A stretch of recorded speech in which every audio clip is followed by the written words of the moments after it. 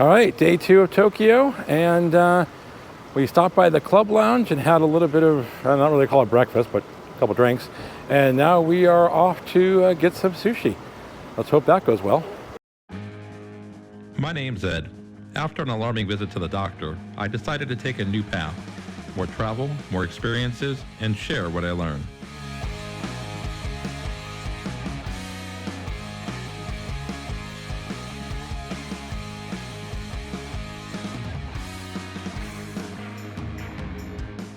Welcome to the Tao of Ed.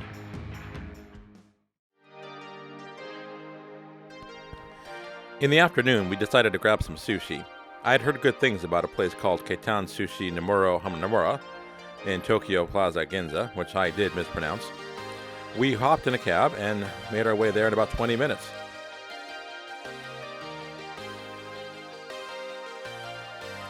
Tokyo Plaza is a busy area, mostly with office workers and locals. It includes a high-end department store and shopping area where they politely asked me to not film. There are very few tourists from what I could see. Kaiten Sushi is on the second to top floor of the plaza, where there are many other restaurants to choose from. Although ours was the only one with a long line, which I took as a good sign. And when I say line, I mean the 3-hour wait in a virtual queue. They assign you a number, and you watch a website to see your turn.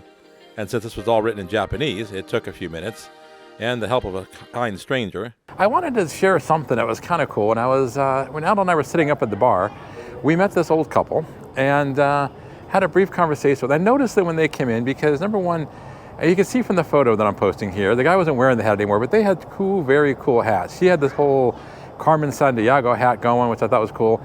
And he had some sort of Magritte style hat on his bald head, which I thought he looked pretty hip. And they sat down and they were just the coolest couple. They started making mimosas out of orange juice and champagne. And they were pretty awesome. And we started talking to them a little bit. And at one point we asked, how long they were married. And they said something that I think was really amazing. It said that they've been married almost 50 years, but they're best friends forever, and that it's only them. They don't have other people in their life. And that kind of sounded sad. I don't know when I repeat it, but they meant it. They said it with such a smile that it's just them against the world. And I thought that was really beautiful and really sweet. So I wish I would have caught that on camera, but that would have been rude. But I wanted to share it anyway. By far the coolest people I've met here that were like locals. And they were just such an amazing couple. So it was fantastic, as you can see. Everything was really good. I had a massive urge for inari, and I was not able to find it in the States for a while. So we stacked away quite a bit of plates and had a pretty good meal of it.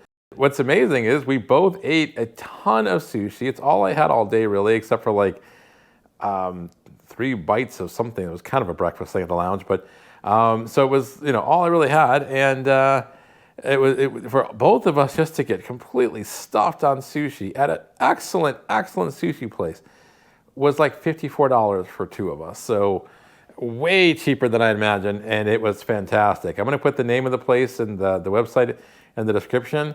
If you're in Tokyo, I would really recommend the place. It was fantastic. Everything was great, and everyone was really nice there once you got past the wait.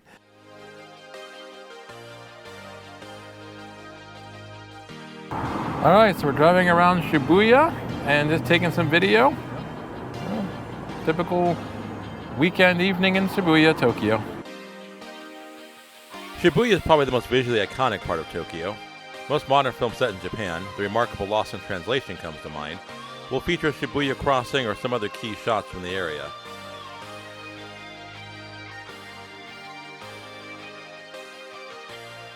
But driving around gives me a better look at the reality, which both lives up to expectations, but brings a familiar sense of cities like New York and LA to mind.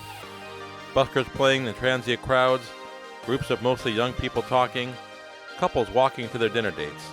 It doesn't take long to pick up on the upbeat vibe.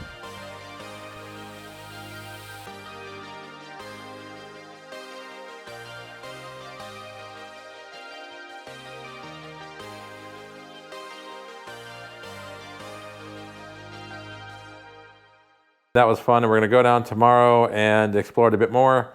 And that should be good because that's obviously a very touristy area with all the touristy stuff, and I am a tourist. So I hate to admit that, but while here in Japan anyways, I am a tourist. And so, yeah, that was my day. Chilling in the room, eating some sushi, and hanging around Shibuya for a little while. So, yeah, and hopefully tomorrow will be a little bit more intricate. So, thanks a lot.